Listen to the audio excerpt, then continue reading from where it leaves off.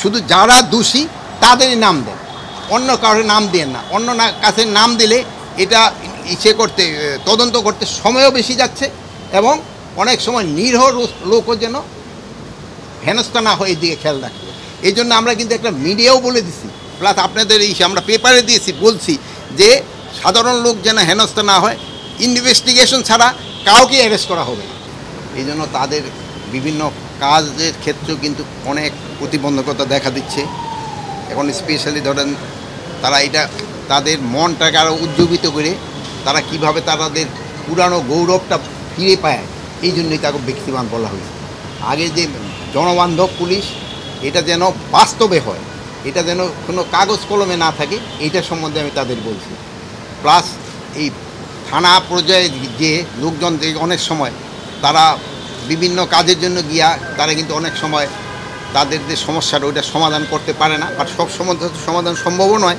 But তাদের যেন একটা পেশেন্ট হিয়ারিং দেওয়া হয়, তাদের কাজগুলি কিভাবে সমস্যা করা যায় ওইটা বলা হয়েছে।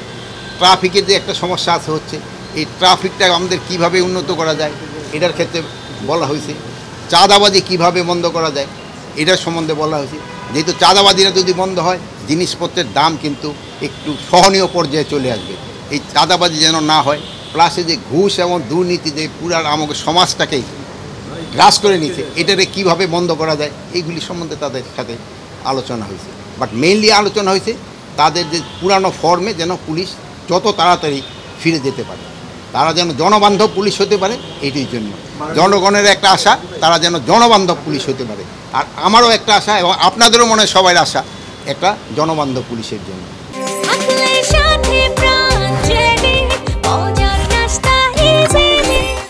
এই সময়ে কোনো পুলিশ একটা মামলা দিয়েছে, আগে পুলিশ 10 জনের নাম দিয়া 100 জনের নাম দিত কি বলে অজ্ঞাত, কিন্তু আজ পর্যন্ত পুলিশ কিন্তু এই দিচ্ছে না, এটা কিন্তু সাধারণ পাবলিকরা দিচ্ছে।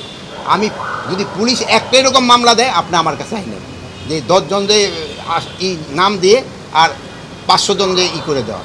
এখন যারা মামলা দিচ্ছে এটা তো সাধারণ জনগণ, এটা আপনি সাধারণ জনগণকে বলতে হবে, ভাই যারা অ্যাকচুয়াল ক্রিমিনাল তারে দাও। কালকে আমার কাছে একজন আসছিল, দুইটা এসে বলে স্যার আমাদের যে অরিজিনাল যেই তারা আমরা 11 না। আমি বলি কেন, তারা তো 1 নম্বরে দিবেন। আপনি বলেন না, যারা এটা ড্রাফট করছে ওই ধরেন কার কাছে যায় ড্রাফট করতে আপনারা জানেন, এটা কিন্তু আমার পুলিশের কাছে যাচ্ছে না, অন্যের কাছে যাচ্ছে, বলে তারা এইভাবে সাজাই দিছে। তা আপনাদের কাছে আমার অনুরোধ, শুধু যারা দোষী তাদেরই নাম দেন, অন্য কারোর নাম দেন না। অন্য কাছে নাম দিলে এটা করতে তদন্ত করতে সময়ও বেশি যাচ্ছে এবং অনেক সময় নিরীহ লোকও যেন হেনস্থা না হয়, এই দিকে খেয়াল রাখবে। এই জন্য আমরা কিন্তু একটা মিডিয়াও বলে দিছি, প্লাস আপনাদের আমরা পেপারে দিয়েছি, বলছি যে সাধারণ লোক যেন হেনস্থা না হয়, ইনভেস্টিগেশন ছাড়া কাউকে অ্যারেস্ট করা হবে না। এবং আমি ডিবিরে আজকে ইনস্ট্রাকশন দিয়ে দিছি, তাদের পরিচয় ছাড়া, পরিচয় তারা নিজেরা দিবে, তারপরে ধরবে। এখানে আমার ধরার কথা শুধু ক্রিমিনালদের, আমি সাধারণ মানুষকে তো ধরার জন্য বলবো না, ক্রিমিনালদের ধরার জন্য। সাধারণ পাবলিকের যেতে কমফোর্ট হয় এটার দিকে আমাদের পুলিশ চেষ্টা করবে। একজন অন্যায় করলে তারা আইনের হাতে সোপর্দ করেন, কিন্তু এই আইন তো আপনার হাতে তুলে নেওয়ার কারো কিন্তু অধিকার নেই, আইনের হাতে তাকে সোপর্দ করতে হবে। এটার ক্ষেত্রে আপনারাও একটু আমাদের সাথে কাজ করতে পারেন, জনসচেতনতা বৃদ্ধি করতে হবে, যেটা ইনোসেন্ট লোক যেন কোনো অবস্থায় কোনো হেনস্থা না হয়।